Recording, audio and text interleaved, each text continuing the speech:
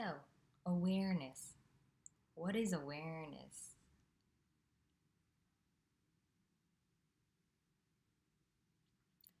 So, the sense of me can feel aware. It can feel like it can be aware of the thoughts, the emotions, the sensations, all the phenomena. It can feel as if there's this foundation called awareness that is aware of all of the changing. It can feel as if it can detach from these things.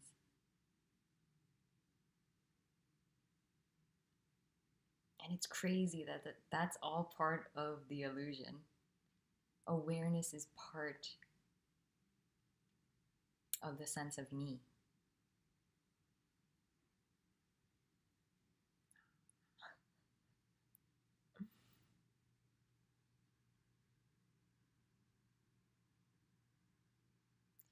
Yeah, and it can be confusing because sometimes if you rest as awareness, or the me believes it's resting as awareness, it can actually feel as if there are some therapeutic benefits to it.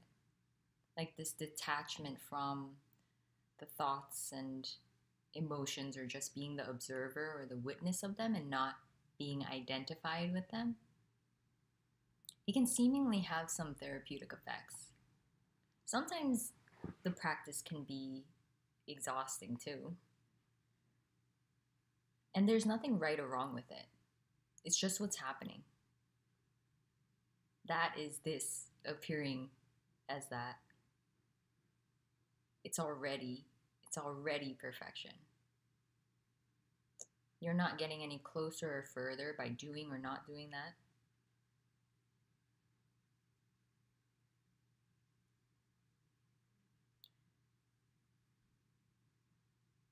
So another thing that can be confusing is that this awareness that is talked about, sometimes it's referred to as this fundamental self-awareness, and then it can get to a larger, more expansive presence or awareness that is not of the person. It is it is that which is aware of the person, or it is the larger witness or observer. It is consciousness. It is, some people can call it God, divine.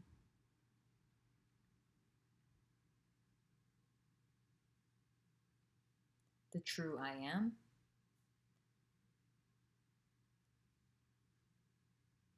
It can be really confusing.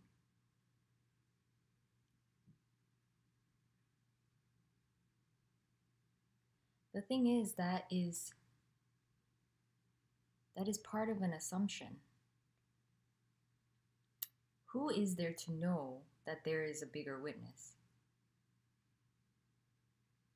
And perhaps witness is used very loosely, but it just gives off the sense that there is something greater that is aware, that is observing, that is the witness.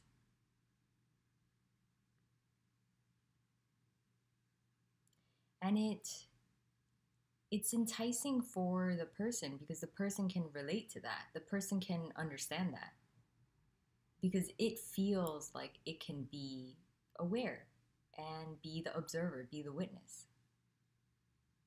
So it can kind of make sense. But who is there to know any of that? Even if the teachings are using words such as awareness and consciousness, God, divine,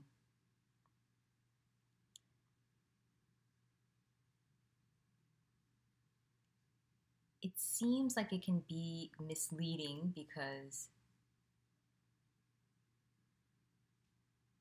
it seems like there's a tendency for the me energy to somewhat identify with that concept or belief and feel as if it is this bigger awareness that is the essence of everything, including itself. And they might believe that that is not separation, that that is non-duality. And it's very convincing. I was convinced. Sounded good to me.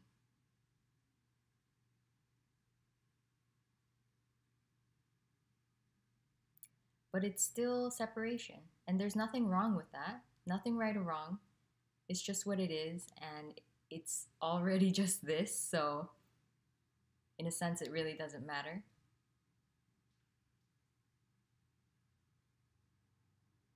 But just because I get a lot of questions on this, I thought I'd make a video.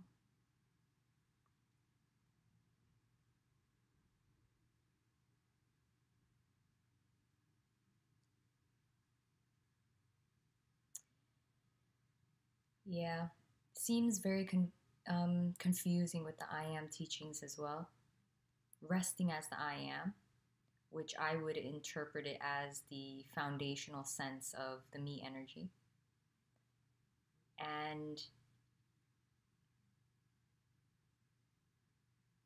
I'm not positive about this, but they could even be saying the I am is the bigger I am, the God I am,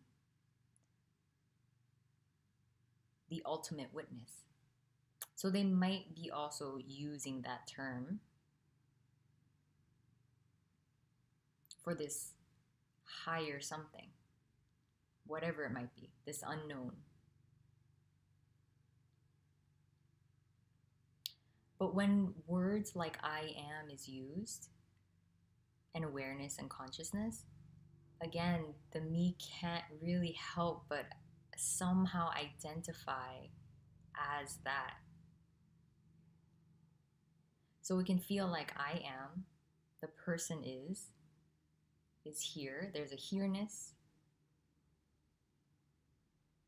and there's a belief and a knowing or a concept that the bigger I am is the creator, the source.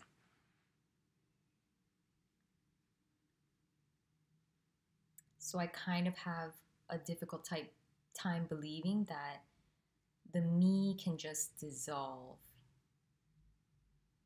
because it's still holding on to this identity or the belief.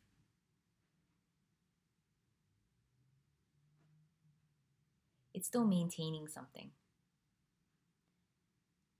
So it seemed like when I was really full on dedicated to these practices, and then when I heard this uncompromising message, the habitual tendency to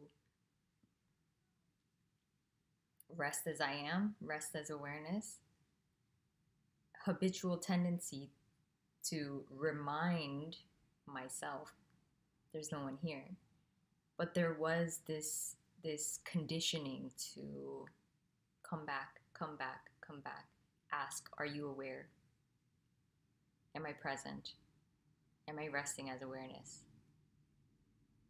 I am, I am.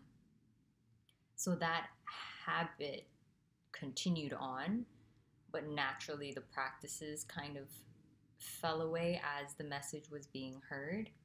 No one was doing that, but just kind of happened.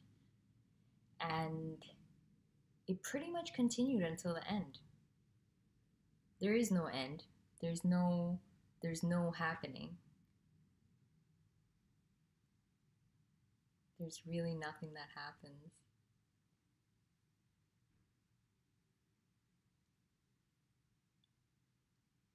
Because it's already the case.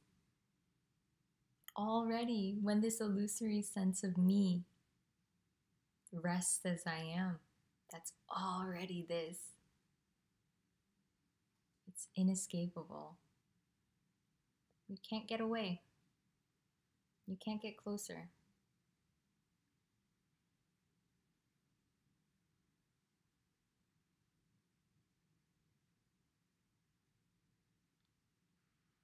So then it seems less confusing to use words like empty fullness or whatever it might be, chaotic perfection, unconditional love.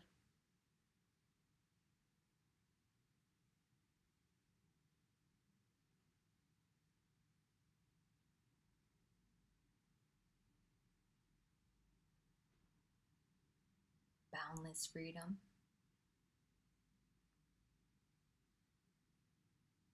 The me has um, a less of a chance to identify with that.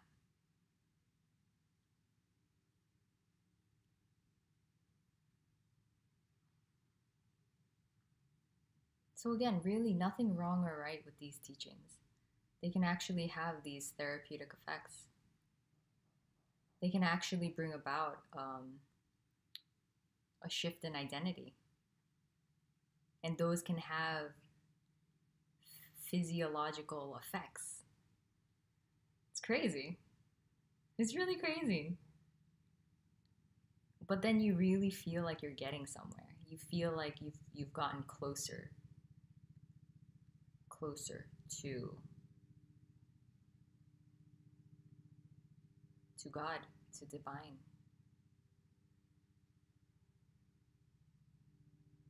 But you've never left home. There is no you to leave or come back. It's all this amazing illusory effect.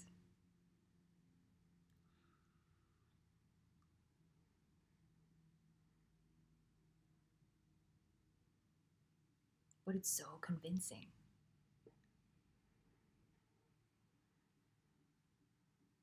But there's only home. There's only this. There's just this.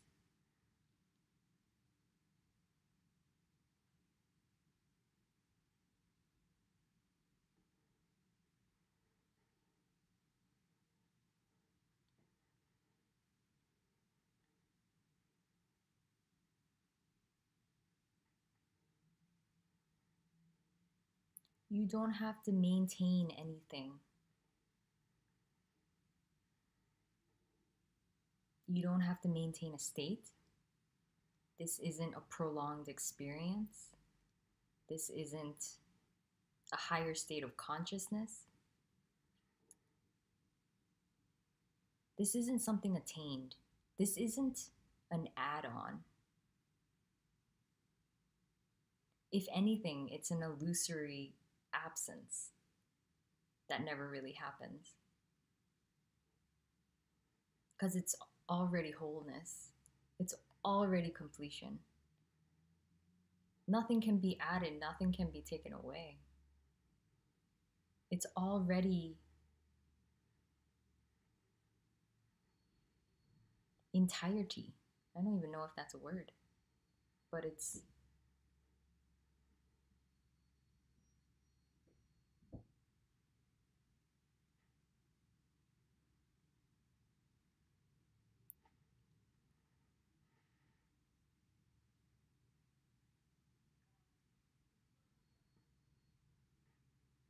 this full on, immediate, empty vibrancy. Includes everything. Everything, everything, everything.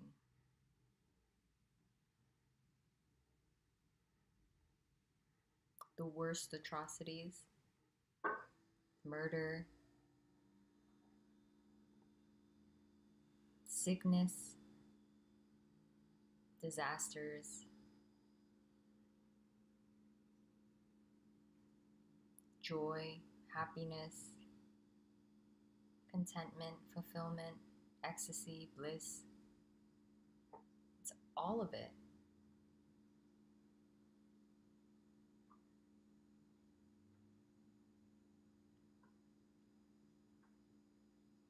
and none of it. It's nothing everythinging. It's nothing.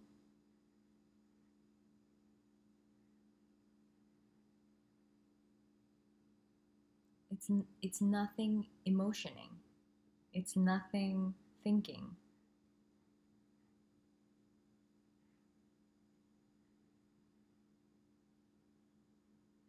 It's full on, simultaneously, totally empty.